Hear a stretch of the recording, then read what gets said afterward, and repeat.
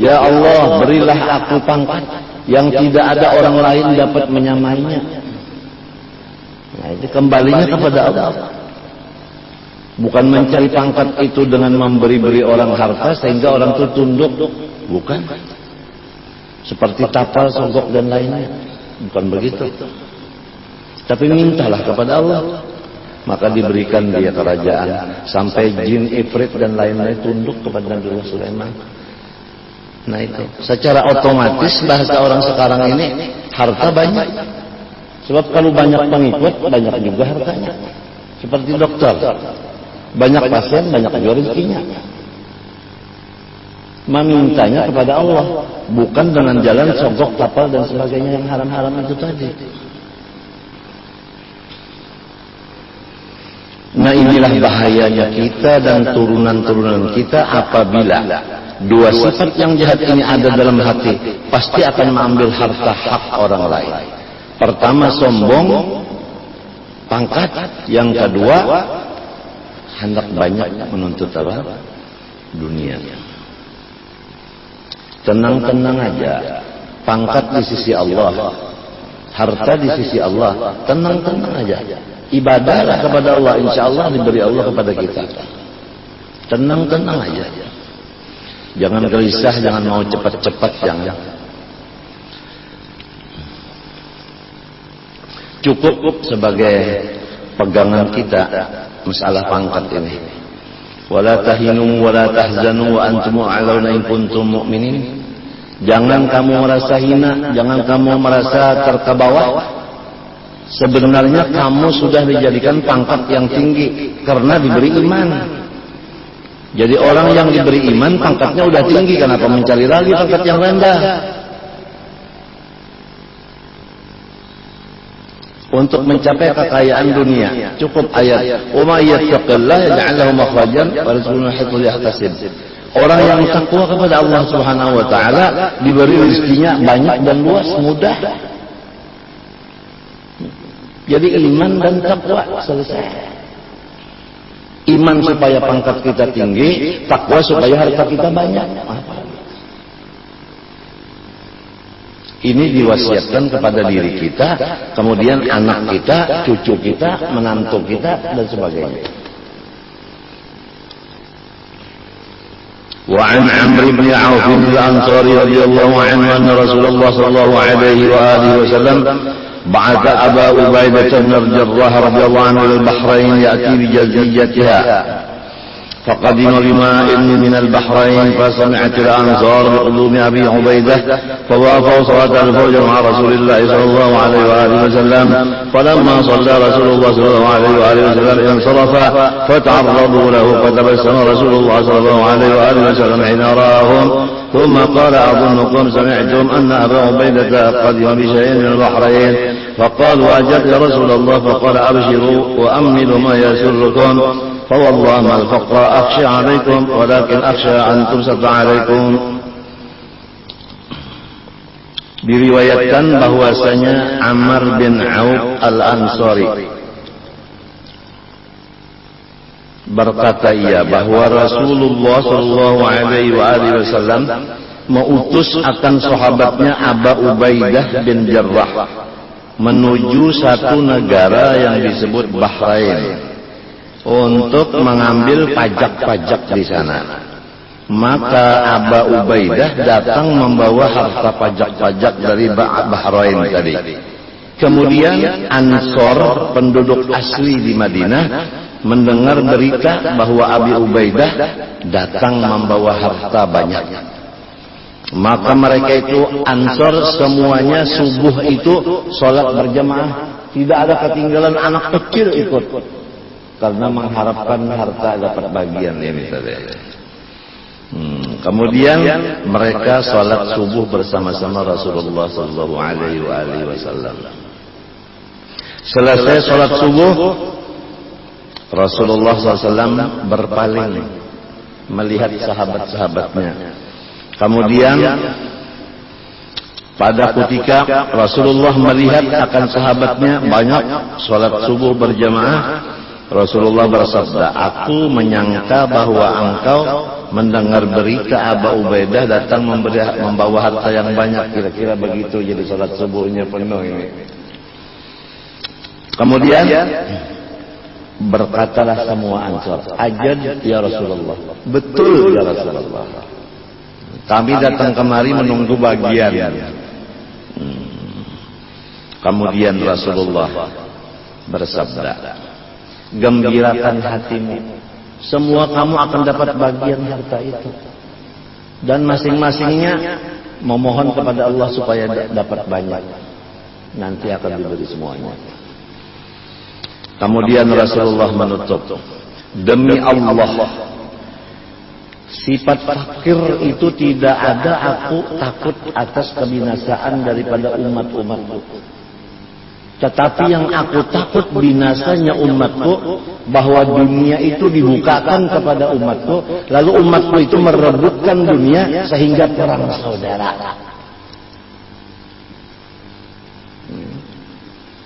Jadi yang memecah belahkan kita ini dunia. Karena masing-masing mencari dunia, lalu akhirnya jadi bertengkar sesama saudara. Jadi Nabi Muhammad itu sangat khawatir kalau dunia dibukakan kepada umatnya, sampai umatnya itu berebut-rebutan sehingga selalu berselisih paham, sehingga sampai berperang antara saudara dengan saudaranya. Tapi kalau masing-masing bersifat sederhana, insya Allah tidak ada yang demikian terjadi.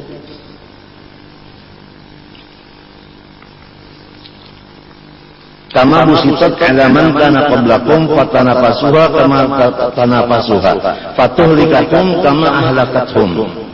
Kalau umat-umat dahulu itu persaudaraannya pecah belah dan masing-masing kelahi karena merebutkan dunia, demikian juga umatku aku sayangkan. Kalau umatku dibukakan dunia kepada mereka, akan terjadilah perang saudara. Coba pikirkan ini, Rasulullah SAW sayangnya kepada umatnya. Qala Imam Ibnu Indan fi syarh hadzal hadits, qaddama al-maf'ula ihtimaman bi nafi khasyatil faqri 'alaihim aqsul aba ma auladihim. Ujar Imam Ibnu Allan Muhammad di dalam mensyarahkan hadis mendahulukan Rasulullah akan fakra sebagai maf'ul, karena itu yang lebih penting dibicarakan. Demi Allah, bukannya sifat susah dan fakir itu aku khawatir kebinasaan kamu. Bahkan yang aku khawatirkan kebinasaan kamu yaitu terbukanya dunia. Coba kalau kita di sini aja mendengar kabar berita ya, karena terbuka batu bara. Batu bara sudah terbuka, apa jadinya? Banyak orang yang berkelahi-kelahian, bermusuh-musuhan. Demikian juga berlian yang sekian kerat, beratnya besar. Apa akhirnya? Terjadi perkelahian. Gara-gara incan ganal keluar.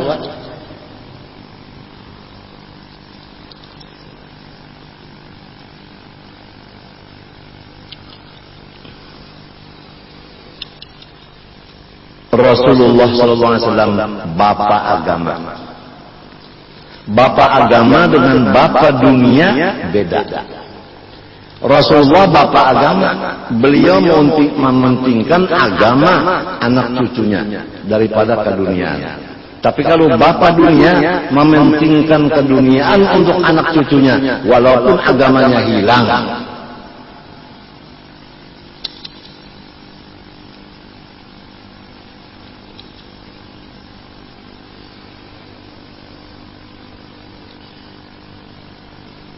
فإن الوالد الشفيق يخشى على ولده الفقر والضيعة بعده والنبي صلى الله عليه وآله وسلم لهم مثل الوالد ولم يخشى عليهم الفقر. Bahwasanya abah bapak yang kasih sayang, dia takut atas anak cucunya susah dan sangsara kalau dia sudah wafat. Itu tandanya bapak dunia. Bapak dunia sangat khawatir, sangat takut kalau nanti saya meninggal dunia, anak-anak saya menjadi orang susah. Tapi Rasulullah Shallallahu Alaihi Wasallam, bapak agama kita, beliau takut kalau kita susah di akhirat. Kalau susah di dunia enggak jadi masalah, tapi susah di akhirat yang jadi masalah.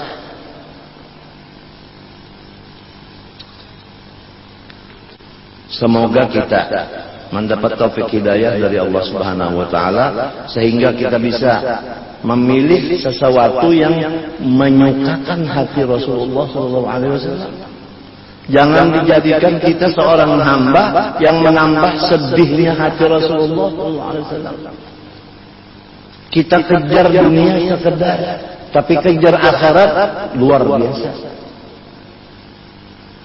Istilah jam 24 dibagi 3. 2 bagian untuk akhirat, 1 bagian saja untuk dunia.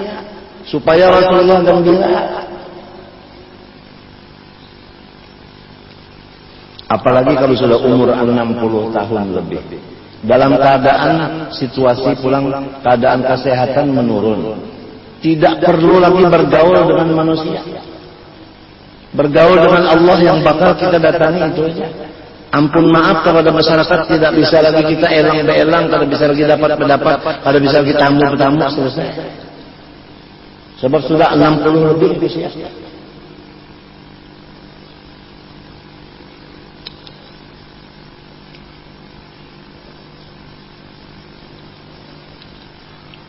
Apalagi urusannya elang-belang itu masalah pangkat, masalah harta, masalah macam-macam, keduniaan semata-mata. Tidak ada mendorong kepada urusan mati. Enggak usah lagi, udah selesai ya.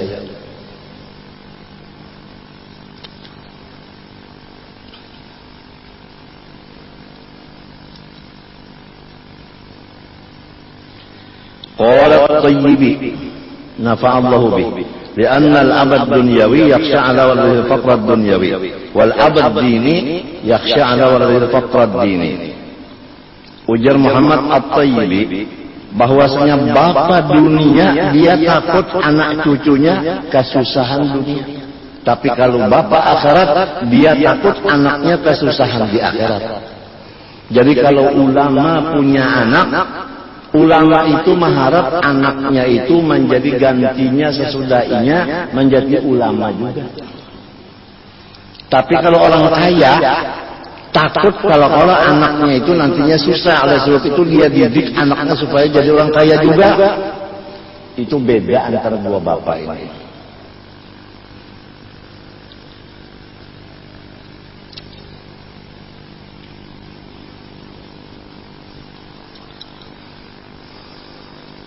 وعن أبي هريرة رضي الله عنه عن النبي صلى الله عليه وسلم قال سعيد عبد الدينار والدرهم والقطيفة والخميصة إن أعطي رضي وإن لم يعطى لم يرضى. رواه البخاري. Rasulullah sallallahu alaihi wasallam bersabda, binasa orang yang cinta akan dinar dan dirham, wal qatifah orang yang cinta akan pakaian, wal khamisah selendang atau selimut. In utiya radiya wa idam yuta lam yarda. Apabila diberi Allah dia gembira, apabila tidak berhasil dia keluh kesah. Ini orang yang paling cilaka hidup, paling rugi hidup. Dia mengutamakan keduniaan. Apabila dapat gembira, apabila enggak dapat duka cita.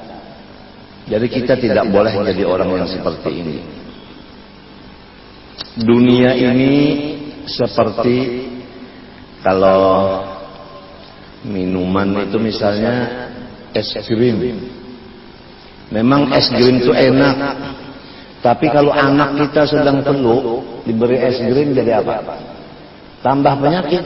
Begitu juga dunia ini apabila diserahkan kepada orang yang masih muda, belum kuat imannya, belum banyak amal salehnya, sudah diberi kekayaan, dia lupa daratan.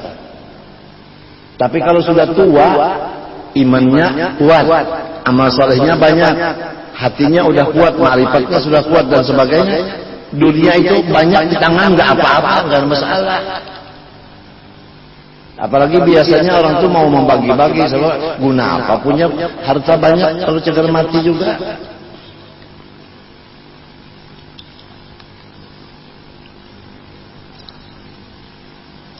Ya sebentar aja hidup di dunia. Napas kita yang masuk, apabila tidak keluar lagi, habis. Keluar napas tidak masuk lagi, jiun. Jadi sebentar, dunia ini sebentar. Di dalam yang sebentar ini pula tidak ada lepas dari kesusahan. Kadang-kadang sakit kepala, kadang-kadang sakit perut, kadang-kadang sakit pinggang, macam-macam. Yang sebentar ini. Jadi sebenarnya dunia ini adalah rumah bala dan ujian. Akhirat itu rumah surga dan balasan. Maka marilah kita memalingkan hati kita kepada akhirat sambil kita menunggu-nunggunya, berdoa kepada Allah Subhanahu wa taala. Wa an Abi Hurairah wa qala Syafi'i radhiyallahu anhu al-ihzar fid dunya yasar wa al-ihsar fiha yasar. Bermula orang yang menambah-nambah keduniaan atas dirinya, berarti orang itu menambah akan kesulitan hidupnya. Banyak urusan. Tapi kalau orang sedikit urusan dunia, dia senang hatinya. Jadi sedikitilah urusan dunia. Urusan dunia dikurangi supaya hati kita senang dan otak kita senang, lapang.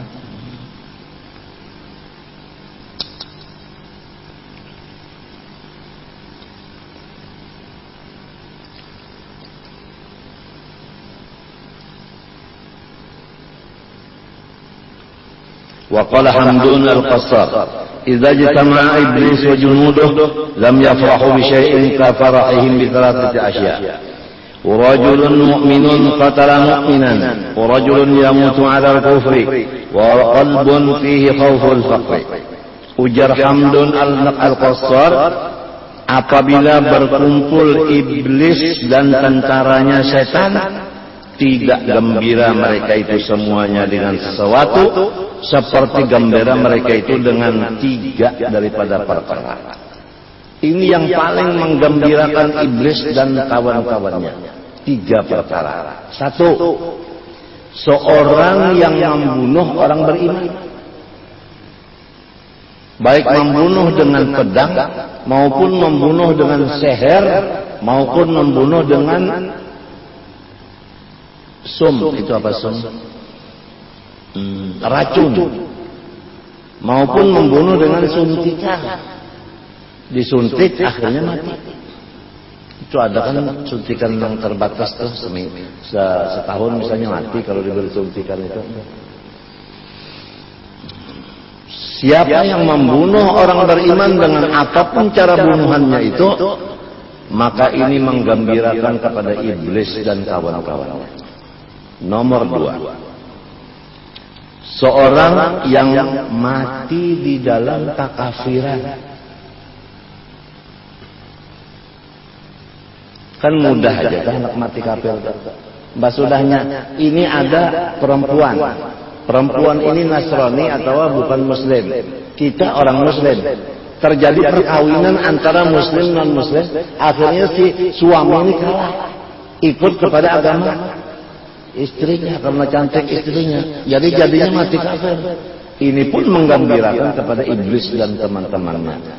Jadi satu kali beriman tetap beriman. Jangan mau iman hilang gara-gara perempuan yang satu itu. Kita harus memilih orang yang beriman dan salehah. Kalau ingin selamat dan bahagia.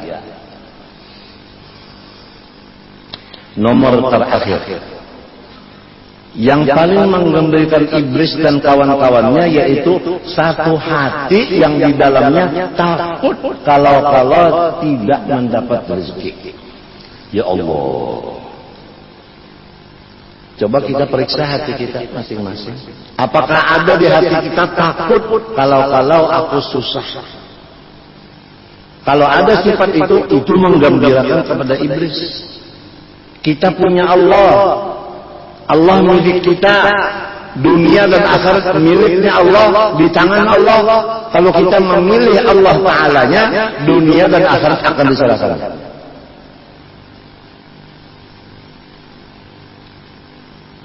Apalagi kalau dunianya sudah ada diserahkan kepada kita, ilmu sudah ada, ibadah sudah ada, pangkat di sisi Allah wali sudah diberikan, pangkat di sisi pemerintah sudah diberikan, penasihat kepresidenan umpama. Apalagi